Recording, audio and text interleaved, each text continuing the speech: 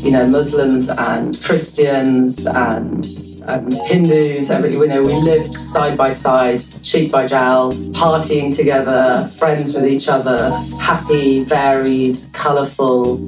I thought that was just how it is everywhere. I feel very comfortable and, sort of better somehow, surrounded by lots of cultural difference. It brings me great joy to be joined by a lady that is a leader to leaders, a human resources revolutionary in both the pharma and the retail industries. She represents a minute percentage of black women sitting at the top tables at senior executive leadership. Tina, say pleasure. A day in the life, black woman, senior role. I didn't sort of recognise I was moving into a position of influence and power, let's say, to be able to open those opportunities for others like me. And I do remember the first time I read about, black women being seen or perceived as sometimes sort of angry. And I remember sort of reading it, feeling quite sort of, I don't know, I just stopped for a moment. I thought, I think maybe that was me or something, but I didn't really want to believe that. We use the phrase unconscious bias, and I think that's sometimes so light, deeply held assumptions, so deeply held that really good people don't realise that they are holding them very, very closely and tightly, and they just can't see them. STEMinism, the Equity and STEM podcast, sponsored by the Royal Society of Chemistry, where we hold conversations about race representation in STEM with the greatest minds in industry and academia.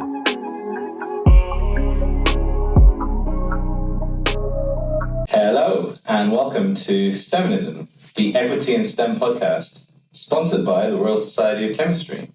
And we're here today to talk about race representation in STEM, while we look to level the playing field in science, technology, engineering, and mathematics. My name is Ali Saad. And I'm Clive Sower. And today we are in Milton for a very special episode. It brings me great joy to be joined by a lady that is a leader to leaders, a human resources revolutionary in both the pharma and the retail industries. Her journey begins with a bachelor's degree in chemistry at St Andrews, before she pivoted to one of the UK's largest retail companies in regional finance, and then moving on to head of learning and development. From there, she moved to one of the largest pharmaceutical companies, initially in a organizational development director role, before moving up to VP. We're not done yet. As VP, she held multiple roles: HR business leader, global franchises, emerging markets, numerous roles. And not only that, in the last 5 years, she's sat at the top tables as Chief Human Resources Officer at 2 amazing pharmaceutical companies. She represents a minute percentage of black women sitting at the top tables at senior executive leadership. Can you imagine? And today we have the pleasure of being joined by Tina. Say pleasure. Hey! How are you doing today, Tina? Thank you. When you put it like that, I feel about 110 years old, actually. But thank you for the kind introduction. Just, we've got to pay people their flowers. And I think sometimes when you're, progressing in your career, you forgot to take stock and see how far you've come. So, yeah, a really amazing journey. Thank you. Thank you. I always find a good place to start, and clearly not 110 years ago. We're going to start at the beginning, back to where things started, your background, your upbringing. Can you tell us a bit about the sights, the sounds, the family dynamics that you grew up in? Yeah, sure. So it's quite a long story for quite a short period of time. So I was born in Lesotho in southern Africa to a Nigerian mother and an English father, but neither of them were born in Nigeria or England. They were born in Cameroon and India. I lived there in Lesotho till I was about 3. Then we moved to Nigeria. And I lived in 2 different parts of Nigeria, but primarily in a place called Kaduna, so northern part of Nigeria, Muslim part of Nigeria. That was until I was about 12. Then we moved to the Turks and Caicos Islands, so completely different, beautiful islands, beautiful sea. And then to what was then called Swaziland, so Eswatini now. And that took me to my early 20s. And I went to university in Scotland, as you said, to St Andrews. And I went away to school from the age of 12 also, so that brings a kind of interesting dynamic. I am the youngest of 3 girls. The youngest is the best position, I think. But we all say that, especially when you're the youngest. Youngest here? I know exactly what you mean. Thank you. Oldest here, very jealous. And yeah, I had a wonderful childhood, actually. You asked about sights and sounds and smells. So I think, I really remember the Nigerian markets. That's really very kind of vivid in my memory, the smells and the sounds and just the colour. My father was a great one for nature. He collected butterflies. He had many named after him, actually, including after he passed. And so I spent a lot of time walking around in forests and various places collecting butterflies. And so a lot of nature, a lot of hanging out together. Me and my sisters were only 18 months apart, so we spent a lot of time together. Because we were travelling backwards and forwards very much on our own, we were like a little tight little group. And also because of moving countries, I think we had to be friends with each other as well. My middle sister's deaf. She's profoundly deaf. So that, I think, played a part in us being quite sort of together. And had some influence, I'd say, on my life too. So very happy, varied, colourful, interesting and exciting childhood, actually. I loved it. Super interesting. I loved hearing about the very multicultural and diverse background. Your parents were born in a certain country, but then didn't grow up there, and the same for you. Yeah. What has this sort of multi-country experience given you? Like, what lessons have you learned from being exposed to so many different cultures? Yeah. So, in many ways, I just took it for granted, I suppose. It's only really in hindsight, in my sort of midlife, that I really recognised it. So I feel very comfortable and, sort of better somehow, surrounded by lots of cultural difference. So I think most formative were probably my years in Nigeria, northern Nigeria, where Muslims and Christians and Hindus, we lived side by side, cheek by jowl, partying together, friends with each other, and I thought that was just how it is everywhere. I didn't think it was any different, actually. My schools were very multicultural, until maybe my sixth form, less so, I'd say, but other than that, it was. So. But I think looking back, I realised now just what a huge kind of, I think, advantage in life that gave me. Absolutely. Yeah, I moved around quite a lot as a kid myself. Lived in the UK, lived in the Middle East. I moved to Australia after I finished university.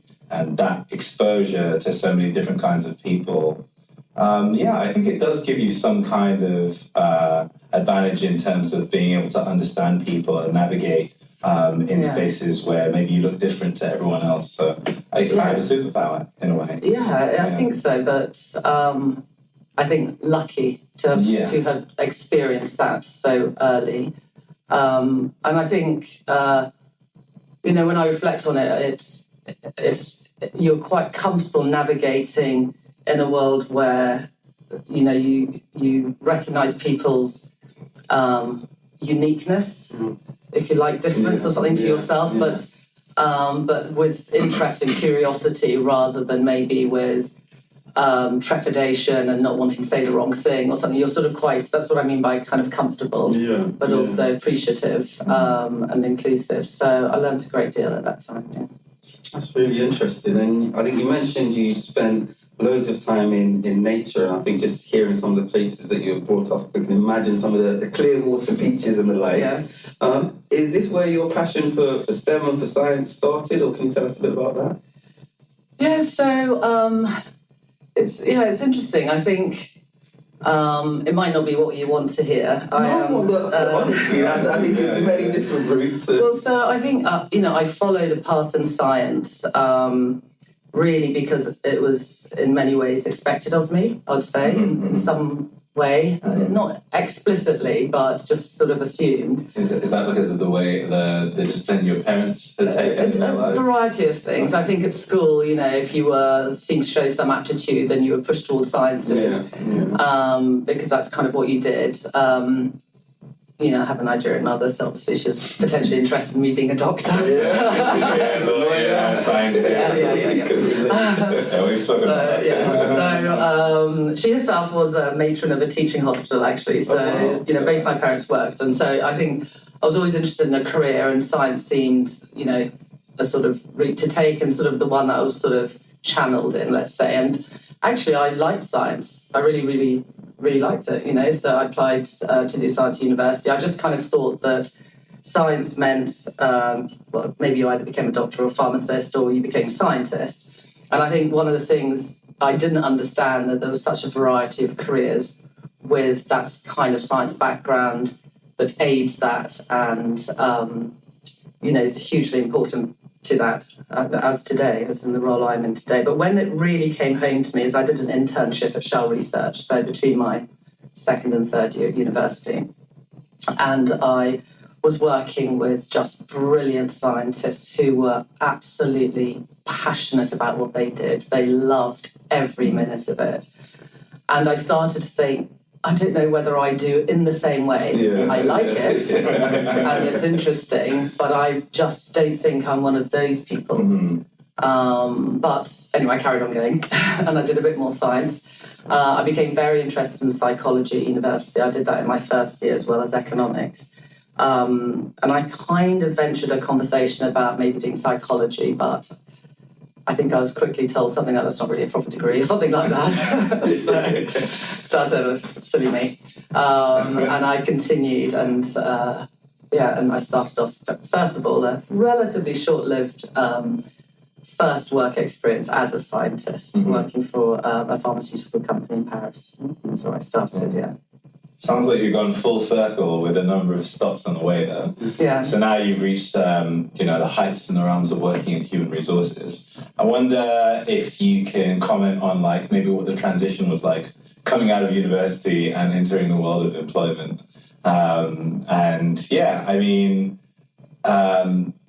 Did you have a plan coming out of university to try and make a career in science, or were you like, I'm going to get out of this as quickly as possible after these early learnings? I think my plan was have a good, sort of sensible corporate career. That was sort of all it was. And since I'd done a science degree, I thought I'd better kind of do that. But I was beginning to think of other things. So I applied for a job at Marks & Spencer, and I decided finance. Honestly, I'm not really sure why finance, other than it was sort of close to science. Sure. And I did maths A-level. I mean, it was as simple as that, so it must be relevant. I mean, it was 5 years after I'd left school, but I was sure that somehow. But in the meantime, I had another job, which was at a company called Ron-Poulenc, working in clinical operations. So I thought, well, I'll start that off first, but I've got my M&S job to come back to, and I really wanted to live in Paris because my sister was there. And it just seemed like fun. But I did think I needed to do the sensible thing and join a proper sort of grad scheme. And, the Marks & Spencer grad scheme was very well regarded.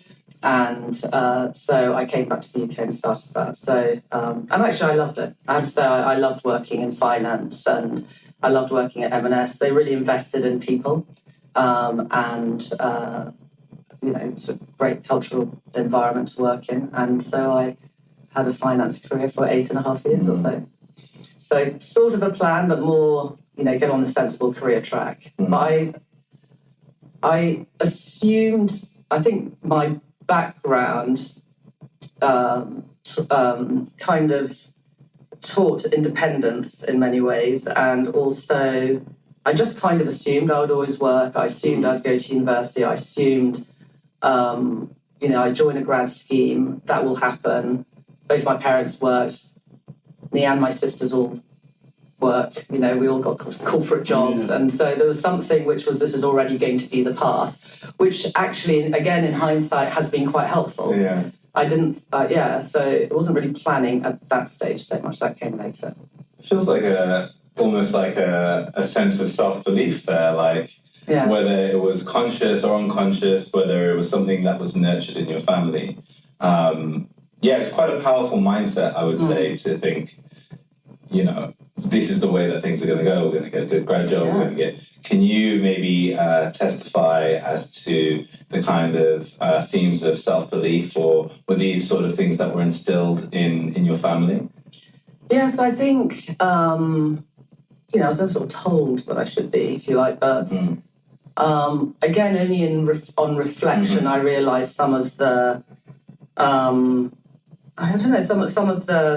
some of the steps that my parents made, maybe, and some of what I was surrounded by that somehow became instilled in me. You know, my dad was in the colonial service. My mother was sort of working locally. Like, that was kind of an interesting, you know, she would tell stories of how he was a bit of a big catch, and she had to then enter this world of expats and, you know, have afternoon tea with them all, you know, things like that. And yet they seemed to just move effortlessly through that. Or they would tell a story, but with kind of strength, if you like. So there was a time when they had to travel, I think, but they used to travel regularly from Lesotho to South Africa by car. And they'd go across the border, and at the border, that was at the time of apartheid, my mother would be asked who she was, and they'd have to explain they were married and things like that. So in the end, she said, I just sat in the back, pretended to be the maid.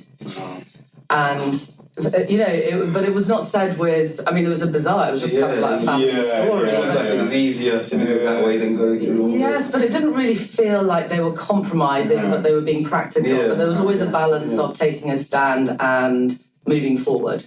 You know, they just need to do the grocery shopping. So I don't know. That was amazing, and it was a nice little anecdote. Like, there's a certain power in being able to, like, not be concerned to be the maid in that story. You know what I mean? Like, but at other times you have self-belief. That means that you have a sense of real sense of self. And I think it's picking your battles as well.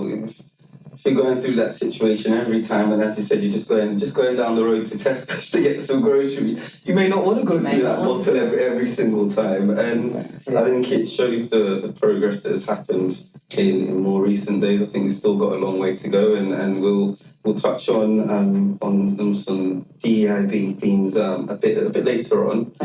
One thing that I did want to ask you is, after transitioning from Marks and Spencer's, you then moved to Big Pharma, and I think what was really interesting was how you were able to leverage your experience in that environment, which is essentially one corporate environment to another, but with completely different set of products and regulations. How were you able to kind of justify that move initially with the people interviewing you, and then also once you were in the role, coping with those challenges? So I think I think some of it was luck, or just sort of quick learning. So one of the things when I wanted to go to not to Big Pharma, but particularly I'd thought about a few companies I wanted to move to, and I was still very much in that, you know, big corporate organisations will offer everything I need, and they do offer a lot. I mean, there's no doubt. And because I'd moved into HR by that point while I was still at M&S, I really wanted to go somewhere that invested in HR, and I had heard did HR things well. And I'd heard quite a lot about GSK being in that sort of realm. And I think my interest in sort of building cultures played a huge part in sort of getting that role, if you like.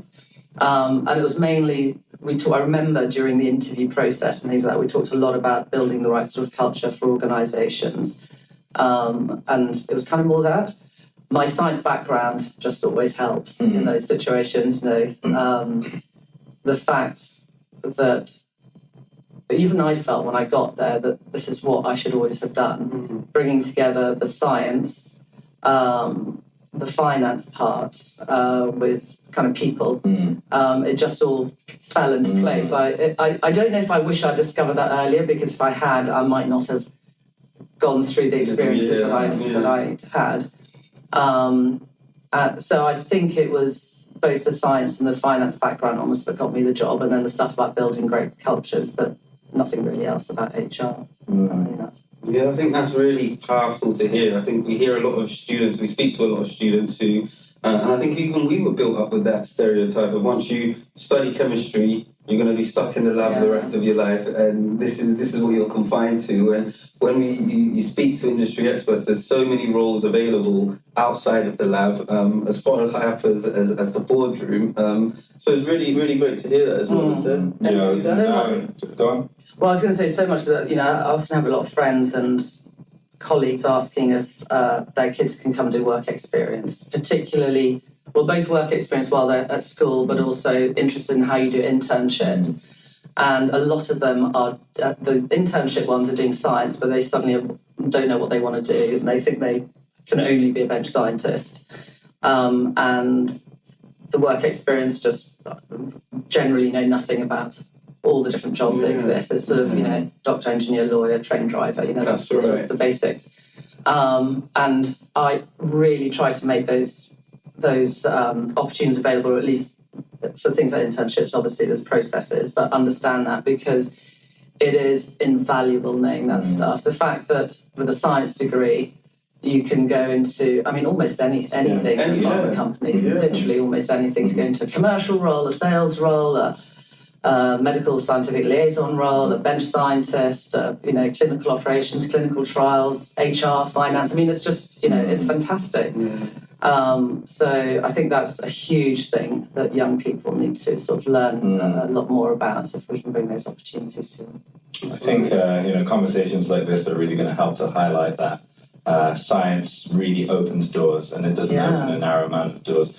There's this huge issue of retention of, particularly black scientists, but after undergraduate or the first sort of roles, it's almost like there's a perceived like a glass ceiling or something like this in the terms of jobs that you can do. But speaking of glass ceilings, you have broken through a number of what I would consider to be glass ceilings, in the sense that you don't tend to see a lot of people from black or brown backgrounds who are, sitting at senior leadership positions in companies, and yourself, you're promoted to VP level in a number of roles. What do you think are the key factors in your experience that have allowed you to break through those perceived glass ceilings? So I talked a little bit about having some sense of self-belief. So I didn't always see them at the beginning. I started to see them as time went on, or realise that they were actually there. But again, looking back, I think, right at the start of my career, in fact, right at the beginning at M&S, I had an incredible manager, actually, who then really acted almost as my sponsor and mentor for many, many years. And those first 8 years and subsequently, I just felt as if I always had, she had my back, but not in any sort of, explicit way, but I just felt always really supported, and I could go with any problem or support. But she believed in me, which was the important thing.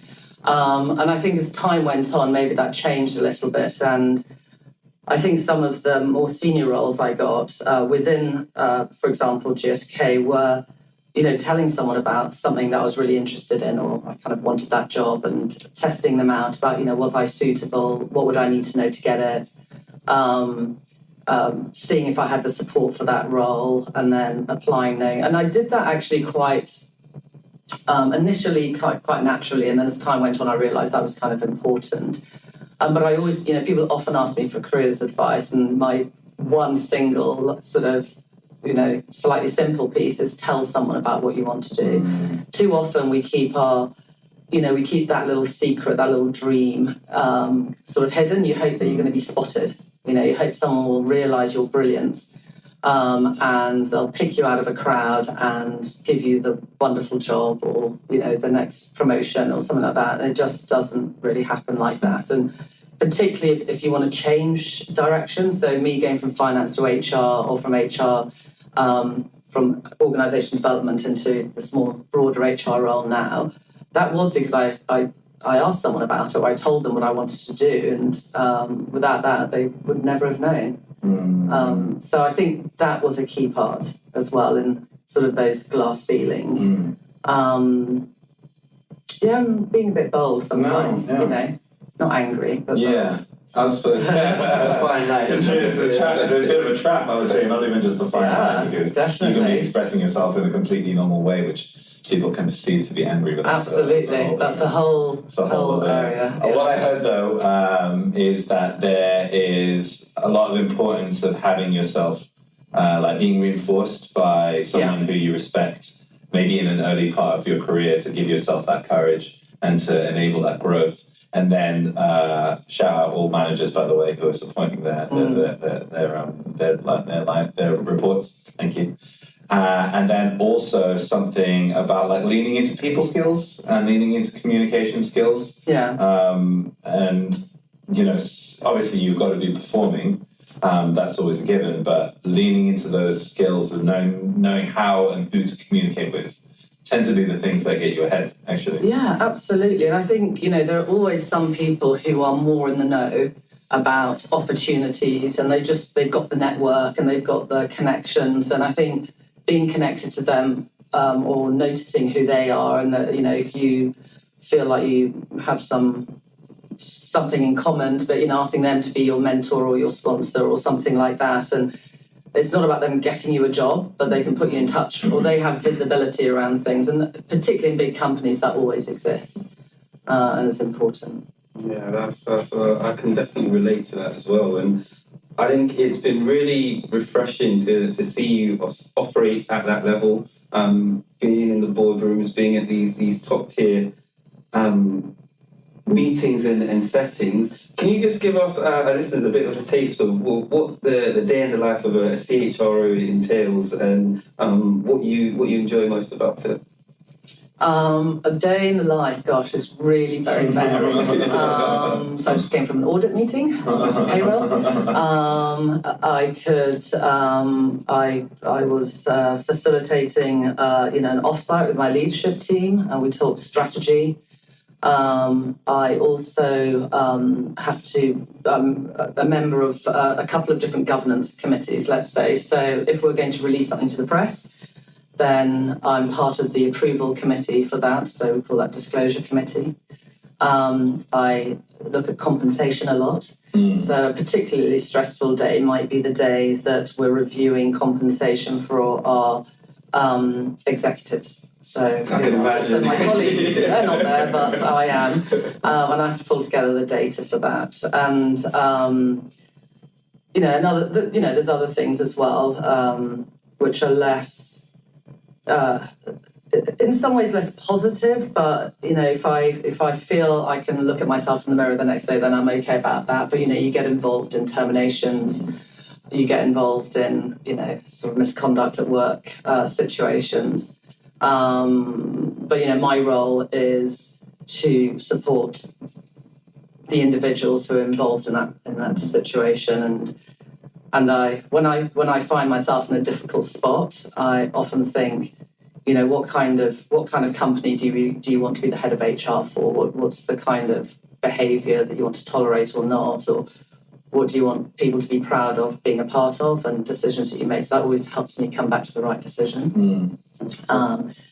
Lots of people reach out for various things. We're currently trying to put in place a much more explicit DEI strategy.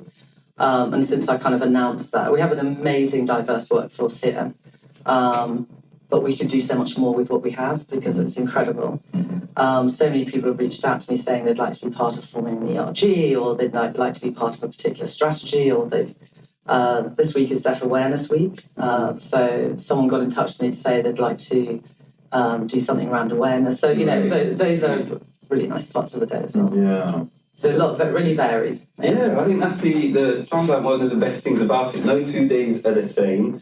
You're using parts of your chemistry degree, but not necessarily in its entirety or being in the lab, which is great. Do you want to go with the next one? Yeah, sure.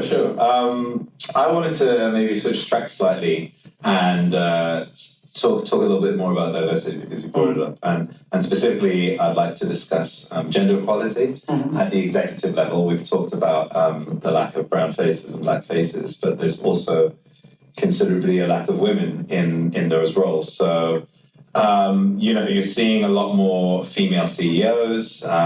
Who is it at the head of GSK So I now? think Emma Walmsley, and I believe your CEO at Unicore as well. Yeah.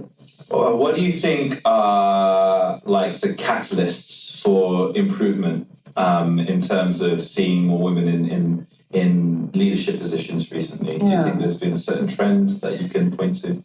Yes, there is. I mean, there was a few years ago now, I can't remember exactly how many years ago, but within the last 10 years, there was a report,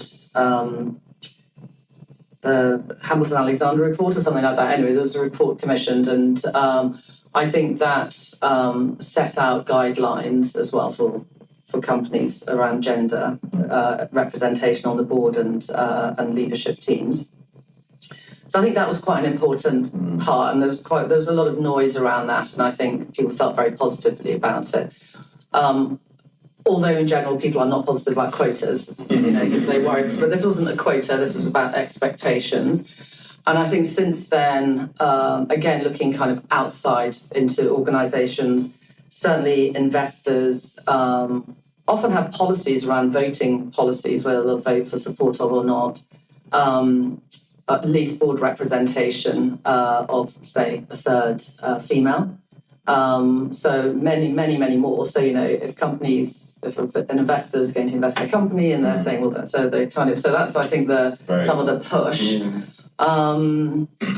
I also think we have all become much better at that. So, even if I personally reflect, I didn't recognise some of the things that you've said today, Black woman, senior role. I didn't sort of recognise I was moving into a position of sort of being able to, of influence and power, let's say, to be able to help others or open those opportunities for others like me. It's not exactly that it was all about me and me getting on, but it's just, I didn't sort of understand that responsibility that I think is on us as well. Yeah. So I do think that if you talked about Emma Bahija, my CEO, I think, strong, influential women like that also really see that as part of what they are here to do. They open up those opportunities, they ensure equity, and they themselves have a purview that is just different. This type of leadership is not about being just like others before. And I suppose I mean like other men before. But they can be themselves and be great leaders, and you see that. And it just took one or two, I think, to really pave the way and I think open up things. There was like a data-driven drive then, I guess. And it's nice to hear things like, certain investors might not favor your business based on what your workforce or what your leadership looks like, because it does make a difference at the end of the day. Diversity drives innovation. Diversity drives profit. So it's a good incentive. It's a smart approach. Really, really amazing. I don't know if there's anything you want to add. Although things are improving, I think there's still a way to go. Can you touch on maybe some of the obstacles that you've had to overcome? I know we've touched slightly on mannerisms and tones and how you come across. Are there any specific ones that you can relate to or that you can highlight for our audience that may be going through similar things as well? Yes, I think there was certainly, I think, a time in my career where I felt I was in a position to have lots of influence, but I felt as if my influence was seen as challenge or overly challenge or going against the grain somehow. Or I thought I had an opportunity to sometimes change things or I'm on purpose being a little bit opaque, just not to identify times or people, but and again, later when I looked back, I think I could see that it was the same for a couple of other people who were very similar to me. And I think the description of being a little bit, occasionally it was phrases like, others see you as a bit of a troublemaker, but I don't, or something like that. I don't know, just little things, and I was thinking, I'm just, microaggressions. They would call them today. Exactly. Right? Or, I try really hard to be really sort of soft with my, my suggestions, and I would feel as if sometimes it was a bit so. And then I started to get more interested anyway in the area of diversity and microaggressions, and we all started to learn more. We started to put some words and descriptions to these things. And I do remember the first time I read about black women being seen or perceived as sometimes sort of angry. And I remember sort of reading it, feeling quite sort of, I don't know, I just stopped for a moment. I thought, I think maybe that was me or something, but I didn't really want to believe that. And of course, we use the phrase unconscious bias, and I think that's sometimes so light. It's deeply held assumptions, so deeply held that really good people don't realise that they are holding them very, very closely and tightly, and they just can't see them. And that's what sort of happens so much of the time. I was thinking, the deep thing is that even we hold those assumptions all of us, about ourselves because we want to integrate into that community. And if this is what we're being shown, we're naturally going to think, this is how I need to think and be to get ahead. Like you said, it's only on reflection that you notice these things. You don't notice them at the time because A, you don't want to believe that that's what your society is really showing you. And B, it's just subtle enough that it's hidden. But I think now that we have the language for it, it's really sort of changing the game. And, we've got words like DEIB, we've got words like tongue policing, we've got words like microaggression.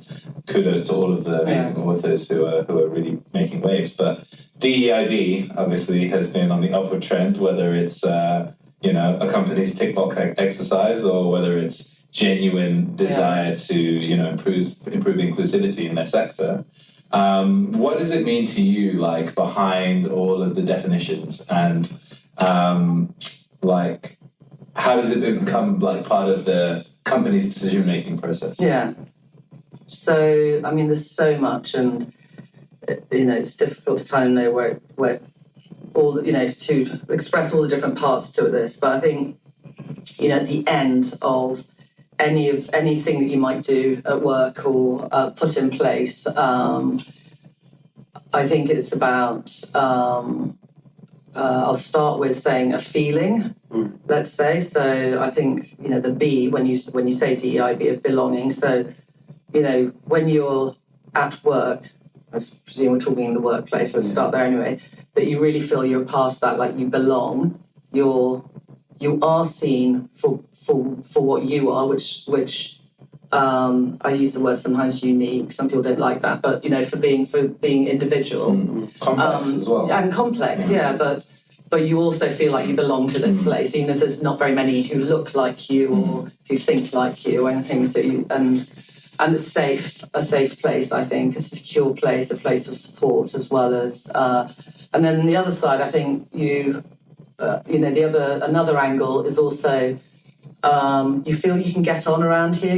Things don't feel like smokes and mirrors. It feels really clear. There's an opportunity for you and for all.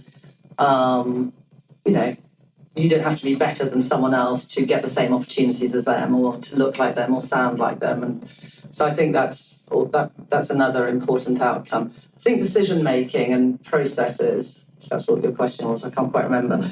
But you do also have to, I think, hardwire some things in. So it might sound boring to people, but, there's various, promotions, salary reviews, performance ratings, if you have those, the numbers of people that you recruit, there's the good old gender pay gap report, all these, there's lots of data that you can look at to check whether how you think you're doing is actually how you're doing.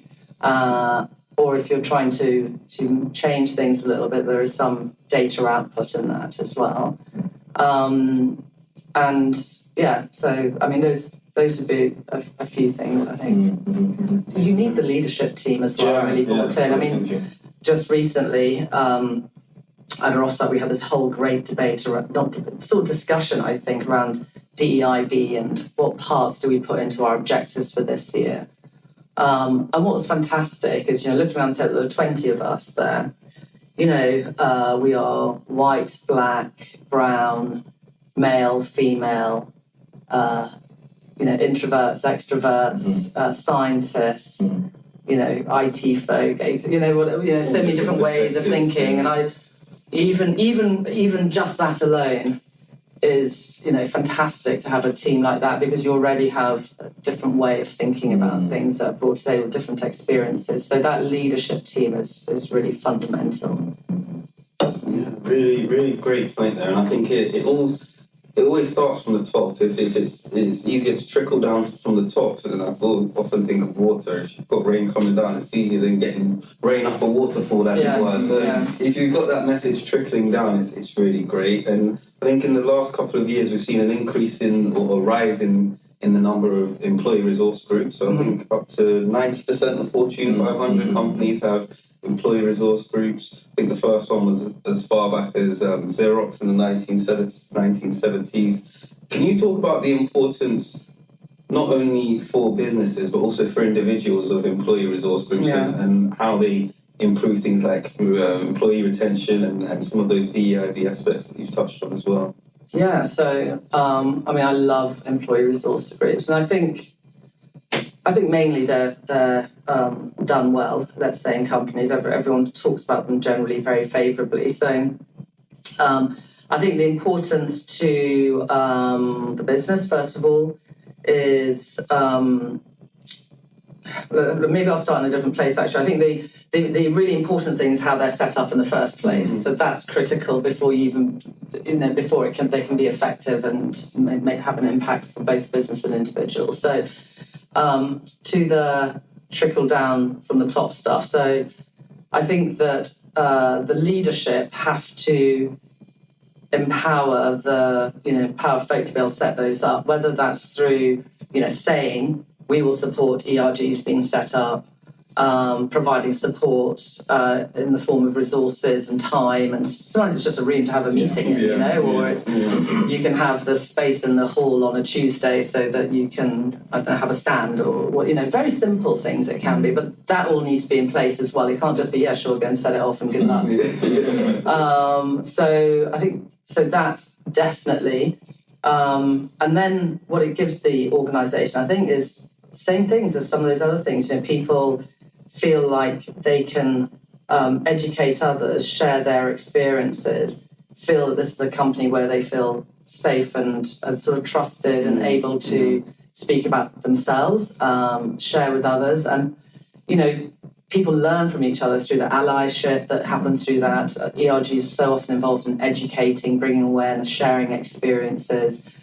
There's so much more subtle often, because it usually would be part of a bigger strategy. I think to the employee or people who are part of that group, part of that community, or who join that ERG and want to demonstrate that allyship, it's the same things. They learn so much, they can share so much, and particularly sharing their experiences and educating, and the understanding that's exchanged is quite incredible. I guess the network you build as well, right? Network, you're going to meet people from different backgrounds who, you can really relate to in the same way. So yes. Yeah, exactly. And, there's so much, even when you sit, if you don't have a formal ERG and you just sit in a room together and you say, share some of the things you've been through, some of the things you've had to overcome in life. Just, if you think about that alone and you learn a little bit about each other, and that's I think setting up the more formal ERGs, has a huge impact on morale and motivation, and therefore performance and retention, and just feeling like you're invested in and seen as an individual. I think that's another really important aspect. Like you sort of mentioned allyship as part of that as well. Yeah. And I think you have probably quite a unique look and a unique perspective on allyship. So I wonder if you could maybe elaborate on why allyship matters. especially in the context of senior leadership? Yeah, so I think so, senior leaders often should be anyway, they will be in a position of, I think, influence and power. And when they both can learn something and then demonstrate very actively their allyship, that then influences others. They see that someone's prepared, there's different ways to do it, I guess, but you can stand up and be quite active about it. You can learn, I love sort of reverse mentoring or bridge mentoring, or, they can learn from others, and they can show them their vulnerabilities, like there's some stuff I don't know, help me learn, and then they become an ally. It makes for a great kind of culture of openness in organisations as well. But I do think those people who have that opportunity to influence and sort of stand up and make a change, their allyship becomes really significant. Senior leaders take note, yeah? Yeah. So maybe we'll pivot a bit and we want to talk around career development and building game-changing relationships, as it were. And I think one of the lessons that I really learned from you was around the nuances between mentoring, coaching and sponsorship. And I can personally attest to learning the differences from those of those different things from you, and how it's helped my career as well. So do you mind just explaining what the differences are and also the importances of those differences as well? Yeah. Sure. I hope it's the same as I said to you. Well, it was.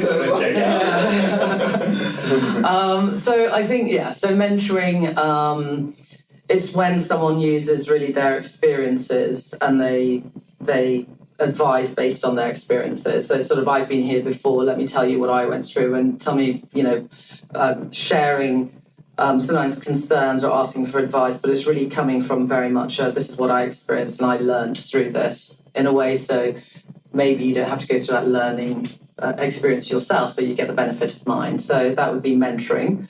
Coaching, coaches ask great questions mainly, I think coaching is really more about a specific goal in mind. So you want to achieve, X career goal, or you want to cause this thing to happen. You want to have this kind of impact, and really working with the coachee and helping them kind of dig a bit deep to how can they get there, helping them through their thinking. Theoretically, it's all about using the coachee's own resources, but I think most great coaches, not most great coaching, also provides a little bit of advice, like why watch someone struggle if you kind of have a bit of a clue as to the direction, or guiding maybe, or pointing out, where there may be challenges to what they want to do. But and sponsoring, I think I said a little bit earlier, I think sponsoring is really key, first of all, that people don't misunderstand it as a bit of kind of almost like nepotism or something. Sponsoring is really connecting folk. The sponsor has great network,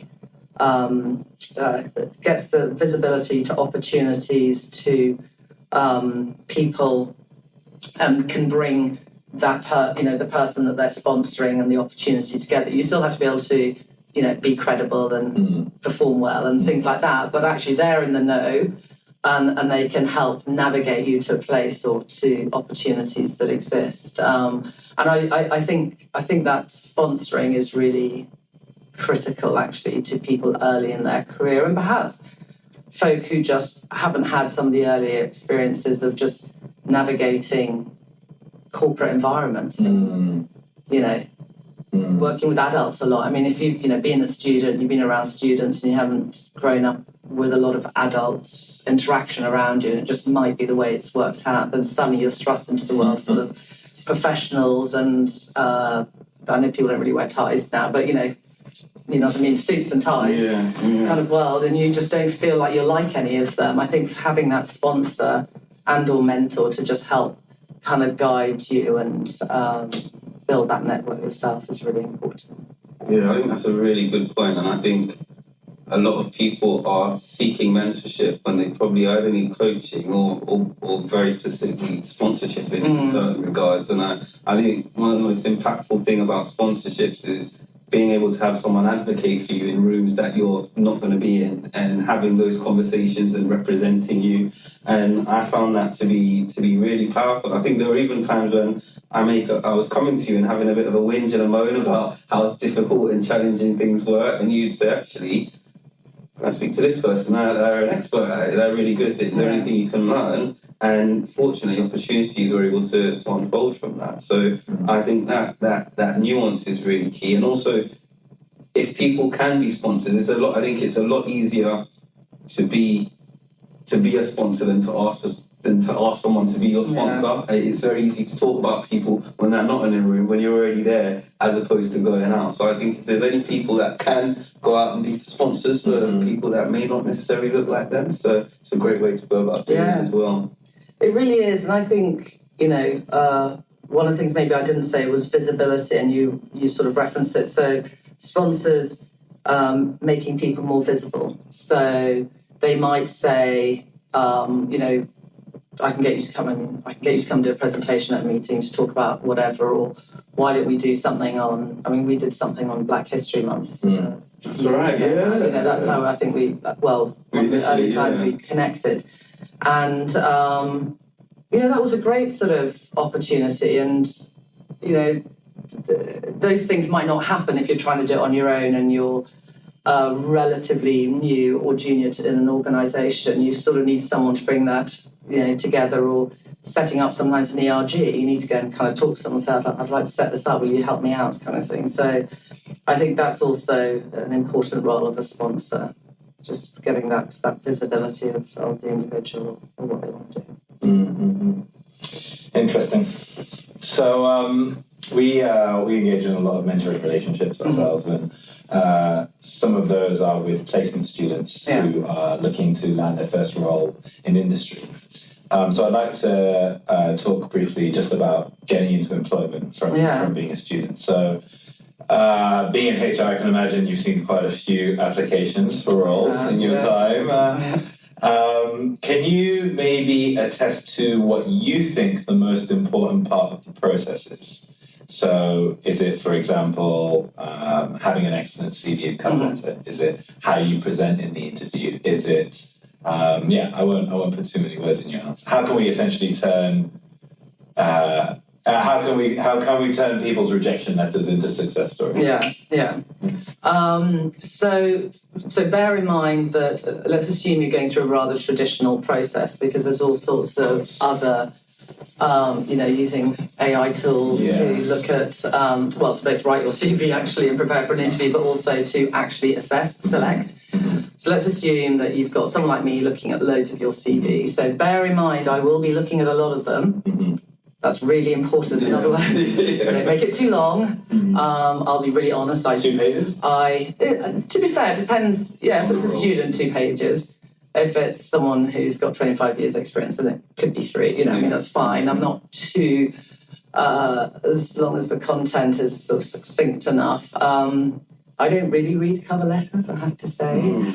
But I'm sure people do. So don't take my experience that. But certainly a cover letter no longer than a couple of paragraphs. Really, really not 2-page cover letter if there is going to be one. That's just, you just want to get to the meat of it. Does this person have the experience? What experience do they have? So if you've got some work experience, I would say I often look for someone describing what the company does that you've worked for in the past before you talk about what you achieved, because it shows to me that you, particularly if you're a scientist, or an HR professional or finance or something like that, do you have good knowledge of the business that you've worked for? So saying, it's a 50 million cap business with 500 employees in 20 countries that produce, I don't know, whatever. Some context, you actually understand what the company does, and then you say what your key responsibilities and key achievements, or just key achievements. That's fine if the title is kind of obvious. So that's that bit. That's just the basics. Interests outside work a bit, but don't make that too long. And the interests that are often most interesting are not sort of, walking, travelling, reading, because everyone puts that down. That's fine, put it down, but doesn't make any difference, to be honest. But it's, if you're involved in any volunteering work, or your outside interests involve, I've run 3 marathons, something that's sort of a little bit different, or your school governor. You do a podcast in your spare time. You do a podcast in your spare time. I think those sorts of things are more kind of unique. Now, if you don't have anything like that, that's fine. Just put down a couple of other things, but you probably have more than you think you have. Things that people have been involved in often. So that's the CV. Get someone to read it. Get them to be really critical, but don't be lazy on your CV. And then on the interview, prepare for the interview. I could not say that enough. You've got to do all your research on the company, know everything about the company, read their annual report. Okay, if you're not going to finance, at least just read the bottom line, so you know at least what their profit or losses or something. Understand what they do, how successful they are as a business, try and understand a little bit about what, they will always have an ESG report of some sort. So that's it. Just understand, read about their values, go all over their website. I always look at the leadership team. Gives me some clues. Yeah, always. Just, I don't know. I click on the bios of the person I might report to or report to. See if you've got any connections, and if you do, connect with someone who knows, maybe works in that company or knows someone who does. You can see that on LinkedIn often, and find out a little bit more. And then prepare about 4 or 5 examples that you can apply to many different questions. Would be the trick. So you've got your job description or the job advert, and it'll say things like planning and organising skills, experience in, US reporting, or whatever it is, managing budgets. So have 4 or 5 examples that you can apply probably to a few of those, and practice them, like properly practice giving those examples, not too long or verbose, a little bit like I'm doing now. But clear, what was the situation, what did you do, what was the result? That's it. Good old star technique. And always have your questions. There is nothing more disappointing when you say to someone at the end, have you got any questions? They go, no, not really. Yeah. Just have some. It doesn't matter if you ask the last person interviewed the same question, because it just shows that you're interested. And I do have a pet hate, actually, with a question I ask. I often say to people, you've had lots of feedback. Tell me about what great things people say about you, and what areas of development. And so they'll say some good stuff, and then often that area of development they'll dress up a strength as a weakness. And they'll say something like, well, sometimes I just move, I move so fast and at such pace others just can't keep up. So that's immediate -1 on that question. But it's only because what I'm looking for, and I think people appreciate, is insight into yourself. Like you're just self-aware, and you're really honest, and you're really clear, and you know what challenges will present this job or role will present you with, and you know about that right from the start. Man, that was some good games. That was serious tips. That was amazing. Thank you. Yeah, I was going to say, literally, subscribe now. If you get any positive results, we'll send you Tina's bank account the reference. But I think some really important things there, and I think a lot of them are things that you won't see advertised on websites. So it's almost in between the lines, and so some really key points there. The next one I want to touch on, and you touched on pay gaps as well, was around successful salary negotiation. I think that's probably one of the most challenging things that we've seen, not only for ourselves, but people in our community. I think we've seen data suggest that Black people don't even negotiate salaries oftentimes. I remember my first role, I was so happy to be offered a permanent role and to be paid for it.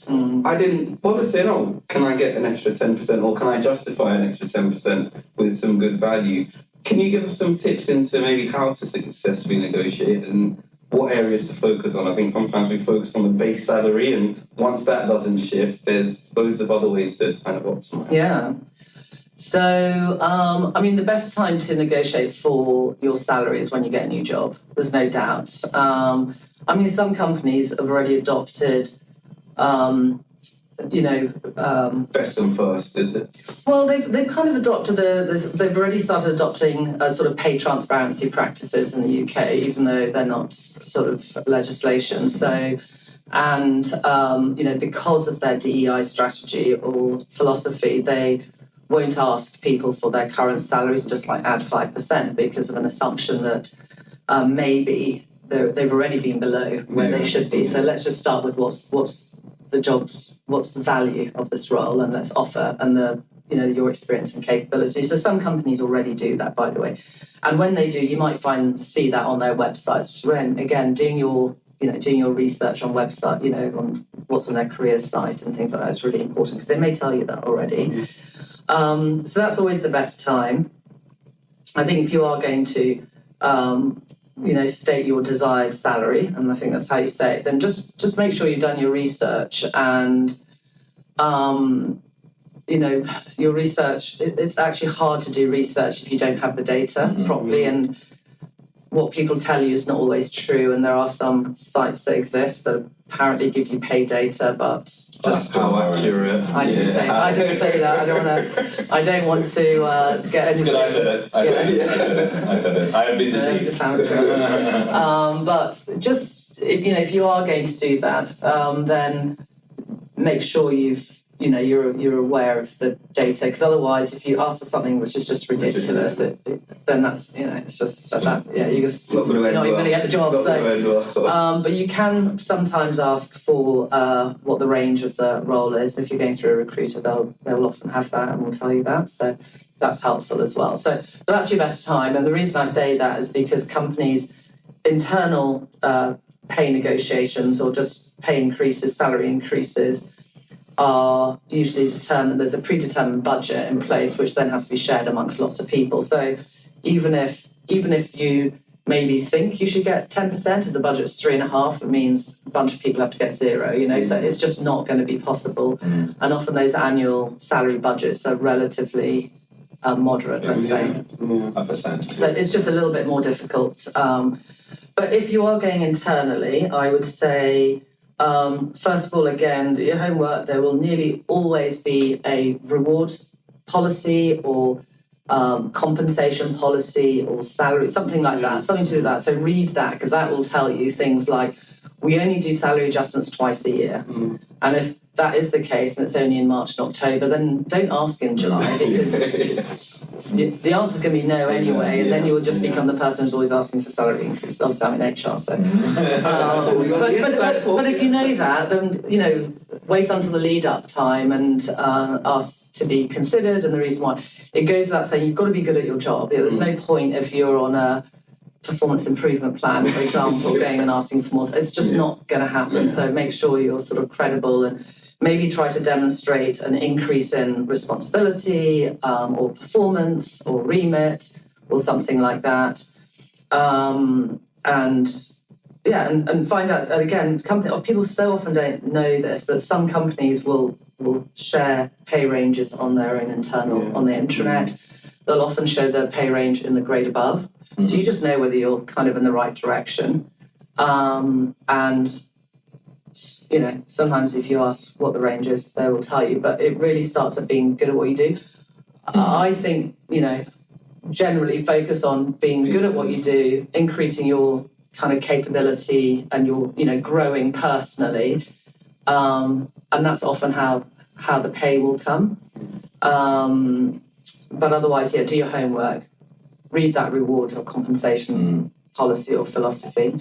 Sorry, you asked one more question, the salary bonus and sometimes equity or stock. So make sure you understand all parts of that. Often people focus only on the salary, particularly in the early days, or if you're trying to get a mortgage, it's just salary becomes really important. But salary for companies is a fixed cost. So that's why often if you're just purely talking from a business perspective, you like variable, like bonuses are variable. If you do have a good year, you turn that down. If you have a bad year, if you have a good year up, bad year down, you can vary that. Whereas salary, as soon as you increase salary, you have to increase your pension contributions and anything else that's a percentage of your salary. And it's fixed, and the only way to reduce it is to reduce your workforce. So that's not good for anyone. Interesting. I'm just trying to understand that a little bit and coming from that perspective and give a reason for requesting a pay rise. If you really want the lingo, you can request a salary review. That's the HR lingo on that. Salary review. So just like your review salary, your salary review. Yeah, we're just having a discussion. Yeah. I guess it's a nice direct. You're not asking.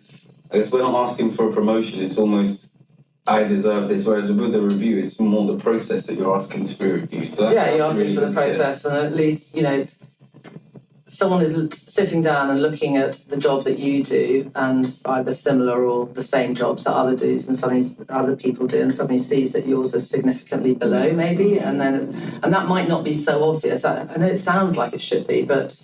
Your manager's in HR and sitting there every day sort of looking, it happens once a year. There's a budget of 3.5%, you're a little bit hard pressed, so some people get 2, some people get 4 and 4.5, and that's just, that's all they can give. But if you're simply asking rather more, gently, if you like, not gently, more, in a more sort of, negotiating way, if you like, give a little. So I'd like you to review my salary, and I think it's a little bit lower than where it should be. Good game. And then get angry. So I think that we may be aware that there is an ethnicity pay gap in the sciences, and also a gender pay gap, which doesn't work well if you're a black woman. The gender pay gap, I know, can sometimes be linked to essentially becoming a mother and then maybe taking a career break from work. I had a colleague once who, and I thought this was illegal actually, she stepped away from work to be a full-time mum for a couple of years, came back to work, and they actually gave her a role lower down than what she was employed as. But anyway, as a mum yourself, I wonder how you've navigated, sort of taking maternal breaks, if at all, and, without, I guess, hindering your career progress. Yeah.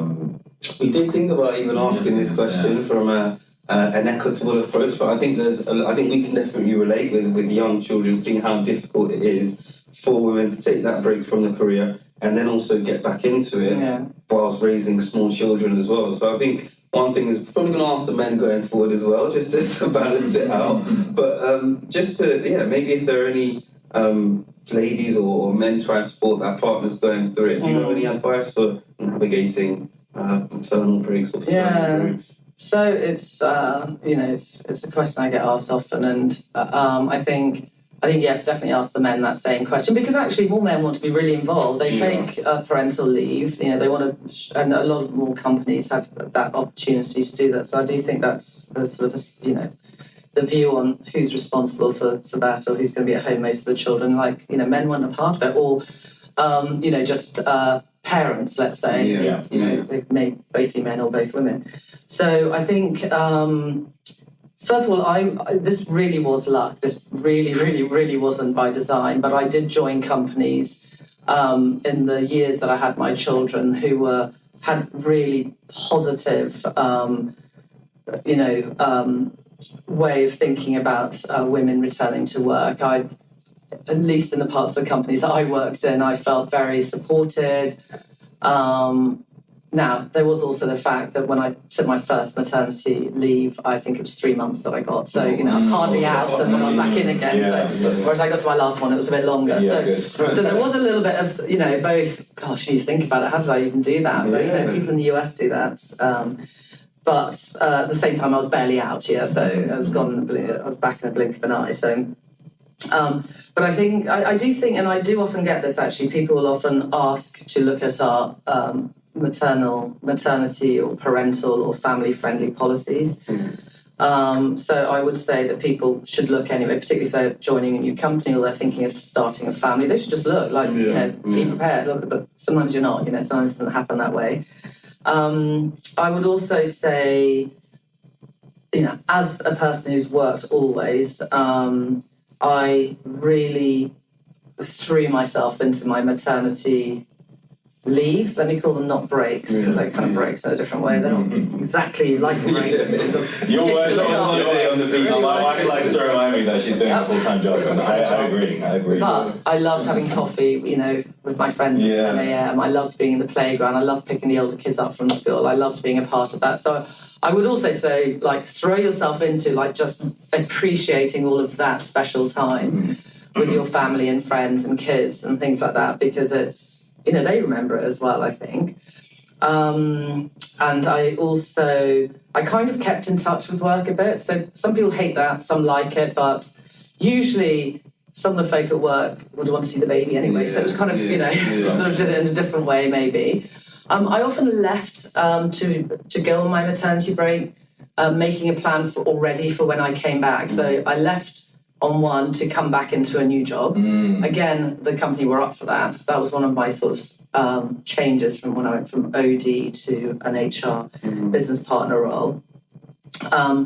And I would often, I don't know, if I knew that something comes back to sponsorship, something's coming up, they let you know, even though you're on maternity, by the way, this role's come up, would you be interested?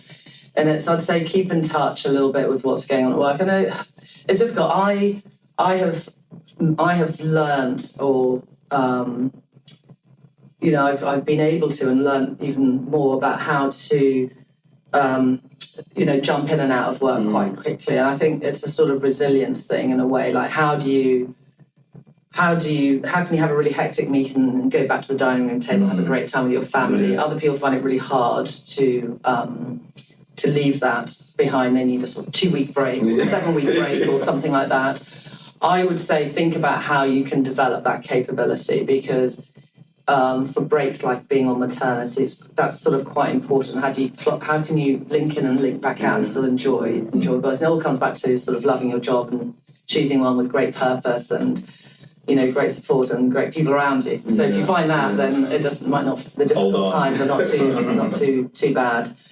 But also transitioning back to work, I think some places actually have transitioning back into work programs, bigger companies.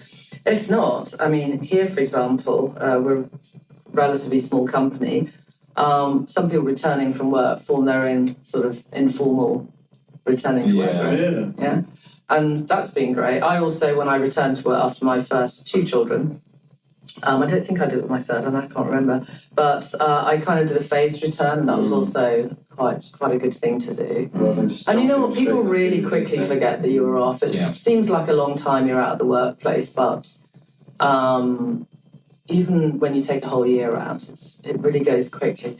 And if you think your manager doesn't support you or starts to do things like, well, when they'll come back, they'll have a young child, they may not want to do that job anymore. It's not for them to say, so you to say. And I really do mean this, Jen, do talk to HR. I think, some managers have great intentions, they're just clumsy about the way they go about it, or they don't think they can speak to you while you're off, or things like that. Just, go and talk to HR and ask for sort of a bit more support. You're not dobbing your manager in, you just need them to, or speak to them really openly. And if they are not supportive, then also talk to HR. So I think maybe switching tack slightly. You're on the board of trustees at I think it's the NAS in London, in terms of the charities. Project, That's right. And you also worked at ViV Healthcare. Can you just tell us a bit about this project and why it's so important to you? Yeah, so when I was at ViV Healthcare is a joint venture company. GSK, Pfizer, Shionogi, so 3 companies coming together, form this joint venture focused on people living with HIV, so HIV treatments and support. And I think having that experience and just a connection that I had with someone at work, and it was just a connection who knew about NAS, and so I think you should connect and you might want to be part of this. Having had those years working sort of, I would say, for the HIV community. So I discovered NAS and I was invited to join their board, which I have, and it's fantastic. It's it's a charity. Everyone's heard of Terence Higgins Trust, which is focused on HIV. So NAS is an HIV charity focused on, well, it's a sexual health charity, really. It's around disparities in inequity and access to good sexual health. Sure. And it's primarily focused in London, although sort of sometimes there's some other areas that get involved.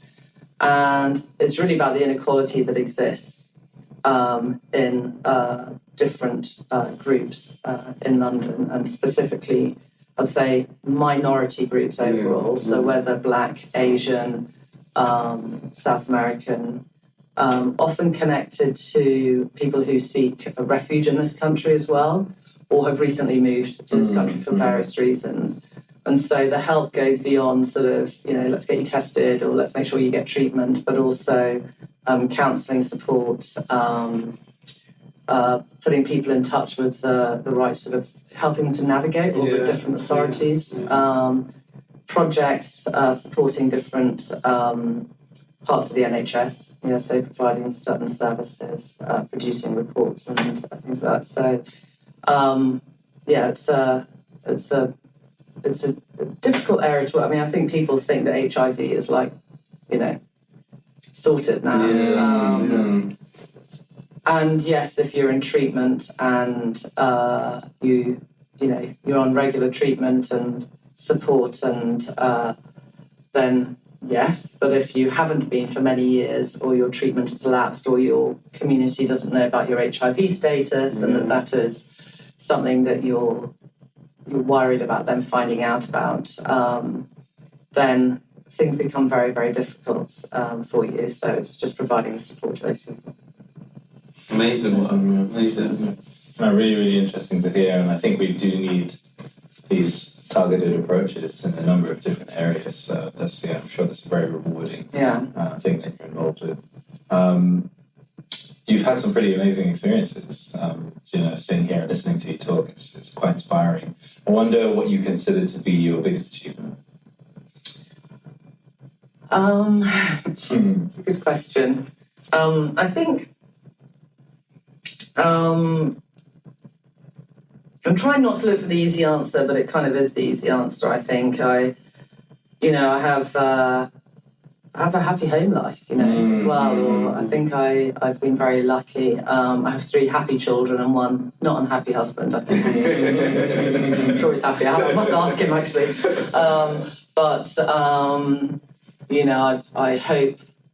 I hope I've given them some of the benefit of my experiences. So I think I'd say that's probably my greatest. I think the other thing is, I really feel that I've made many decisions that are ones that I can stand by. Yeah. Sometimes they've been really difficult, but I think it's been worth it afterwards. And I'm really glad that I've stood in that place that's sometimes been a little bit difficult to stand in to do that. So. No, powerful. I think, we're always thinking about our career aspirations and dreams and who we want to be, but just taking stock and remembering that there's more to life than go work. And a lot of people gave the same answer, so you wouldn't be alone in that. And recognizing the importance of family. So, final question. This has been an amazing, insightful interview. We've had so many gems that have been shared. Absolutely. The last one that we want to ask you before we go to a quick fire round is if you had the means, so resources, time, money, weren't issues, what steps would you go about to achieve an equitable society, if we could, or maybe specifically in STEM? Are there any things that you can think of? Yeah. So in STEM, I would say, I think start young. I would invest in resources in schools and in university. Actually, I think also in university, or even not university, but leaving school. So primary, secondary. I'd naturally gone to secondary, but that's a good sort of challenge. I start early, interest early, but I think maybe that's sort of when people are choosing their GCSEs, for example. understanding the different routes and just what STEM, how many opportunities and doors that opens. The point that I made earlier about realising, how many different careers you can have, and also trying to bring young people, connect them to folk who look like them and are like them, so they realise that could be for them. Because I think one of the issues around STEM and black, brown, young people is that they don't see that this is for them, often. From a lack of role models? Role models, I think sometimes in the system there is an assumption that this isn't for you or something, or it's, when I go back to those deep, maybe, something like that. Successful people are either in entertainment or sports. Yes, exactly. So I think it's bringing, there's being a sort of, Premiership footballer, but there's not very many people who are going to be that. Yeah. Well, most of us are going to do, hopefully have great jobs and careers, but, we're not going to be famous. Yeah. So I think bringing people together who are like young people who we can encourage into STEM, I think is really important. And it's gender as well, it's not only on race and ethnicity, but so I would really start young. I would get organisations connected with schools, and they can be big companies putting big money and resources behind them with their ESG agendas and all that great stuff, but also smaller companies just working their local community and their local skills. And then I don't think there are careers fairs anymore at university, or are there? I don't even know. I think we did a presentation at one. It's been a while though. Yeah, because so much is sort of online now. Where you walk through the hall and there's different stands. Yes, and you get some free pizza, or and the milk round or whatever. But but still, I think trying to get companies to do more with universities, and whether you offer internships or work experience or short internships, there's quite a lot around fairness of process now as well, of those things, of course, which is appropriate. But again, I would try to get organisations to resource that a lot more. And if you talk to anyone here, they would, for example, scientists, they would love to do that, and they do, which is fantastic. But I would do a little bit more around that. Excellent. Yeah. Really, really great. I think you're spot on. Starting early, starting them young, because I think once you've already selected your subjects, you already have whatever preconceived biases then also go with that. Set in stone there, isn't it? Shall we go to the quickfire round? Yeah, I think we should. I feel scared. Snappy, nice, easy questions. Okay. Just end on a light tone. We've spoken about systemic bias, so let's just take it back a little bit. Okay. So, favourite food? I'm going to have to say jollof rice and plantain. I was hoping you'd say that. The next one. And by the way, Nigerian jollof rice. Oh, okay. Shots fired. We'll have to come back to it. As a Ghanaian, maybe we'll have to have a competition. But the Nigerians have definitely got the numbers, so we'll give it to them today. The next one is favourite genre of music, so whether it's an artist, a song, or a genre, anything. What gets you going? So it's eclectic. That was a really tough one, because this morning it was really embarrassing. I'll tell you what I was listening to. I was listening to Shaggy, You're My Angel. Oh, that's a classic. It is a classic, isn't it? But I was singing, and I was playing it loud, driving into work, and myself going for the day, and I thought, God, I'm the head of HR. I need to turn this down. I'll put on, I don't know, something else, Adele or something. But I have been to Glastonbury for the last 2 years, so it's also kind of, varied. I like a bit of folk, I like a bit of reggae. Elton John was great.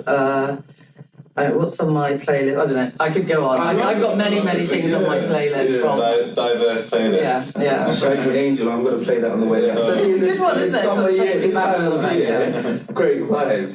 So the next one is: do you have a favourite quote or expression, or is there anything that you tell your kids, for example, that's your go-to? Yes, they get a little bored of it, actually. I always tell them about being kind to others. It sounds so banal as I say it, but particularly when there's there's a little bit of beef going on at school or something, and someone has made an answer. Just remember, how you're made to feel when they do that, but you don't do that back to them. That's probably the most consistent one. Or the person who lives close to us who comes back on the same bus, but perhaps isn't one of the cool kids. Looking out for them a little bit. So yeah. No, good morals, kindness and compassion. So it should be a little bit deeper, maybe. I love that. I think we need more of that, to be honest. Yeah. Also, we need to work on some things to tell our kids for children's system. Favorite hobby, pastime, activity?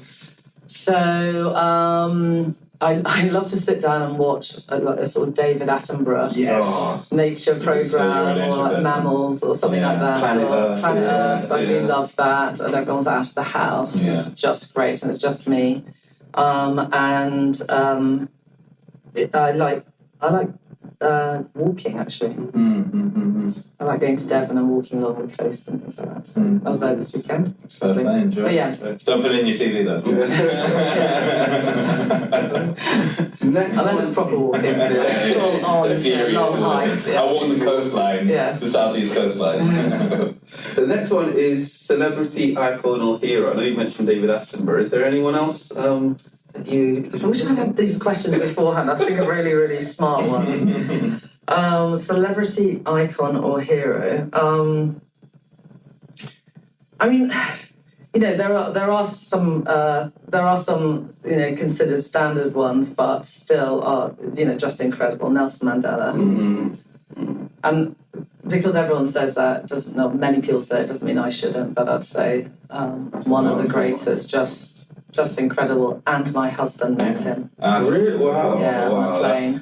That's a pleasure. So I know I'm pretty jealous. I never did, but yeah. Must have been before the time of selfies as well, where you could literally get a quick selfie. Yeah, someone had handed a baby to him and got a picture actually. My husband's too embarrassed to do that, but he did see him, so that was pretty amazing. I'll stick with that. Yeah, good choice. If you could be anywhere in the world right now, where would you be? Gosh. Country or particular location, holiday, historical? I could be anywhere, and I'd love to be sitting down early evening, but it's a warm evening, with my family, my family around me, and we're, just order drinks and we're sitting back and laughing about the day. I don't really mind where it is, but it should be a warm evening. Yeah. I love a warm evening. I like that perspective. I was actually sitting there outdoors. The cocktails in hand, nice, warm weather. Heat of the day. Yeah, loads of good options there as well. The next one is least favourite STEM subject. Are there any of the subjects that you... I never liked physics. That's another one. Physics. Chemist hate physics. Yeah, it's a thing. Any pet peeves, things that rub you up the wrong way? Cold call emails. Get them all the time, drive me mad. And then the follow-ups. And, I'm sure you really want to buy my payroll system. No, I don't. If I do, so that is a pet peeve. I have a lot. I can't bear people slurping, chewing ice. I could go on. It's probably better that I don't let out my sort of inner pet peeve stuff. That's true. Any phobias or fears? No, I don't have any phobias, actually. I can't think of one. My mother is terrified of snakes, so we used to find it funny as children, putting toy snakes in her bed. Now I think back to utterly terrified. But I don't think I have any. That's good if you can't think of it. I think I'm getting a little bit of vertigo as I get older. I think that's an age thing. I think. Yeah. I just kind of can feel it a little bit sometimes. But I don't think I have any phobias. I don't like currants and sultanas. Everyone knows that about me. That's about as deep as it gets. It's a healthy disrespect for them, though, rather than don't bring them around. Yeah. And the last one is, what animals do you feel best represents you? I think a dog. What kind of dog? dog? It's terrible. I think Yeah, I think what type of dog? I think maybe when I was younger, I mean, you think I have dogs now, the way I'm going to describe it, we don't have any pets, despite my love of animals. You know, like a working cocker, that would have been me younger, I think. But I'm not as energetic nowadays, maybe. Try to be, but sometimes fails me. What kind of dog would I be now? I don't know, because whatever I say, if someone listens to this, I'll say, yeah, you're more whatever, a Dalmatian, not a whatever. So, but I think a dog. Let's just say a dog. I'd like to think I'm loyal and friendly, and you know, I kind of strive. Yeah. Well, I can definitely echo that. This has been a lovely conversation, so warm. Really lovely to share the space with you, and yeah, it's just flowed. So thank you so much for your time. Thank you for your time and your great questions. Absolutely. Another great episode. We shall be back in 2 weeks' time. Continue to subscribe, like, comment, all the tick boxes that you know you're meant to do. I want to hear from you. That's right. Until then, peace and many blessings. Take care. One love.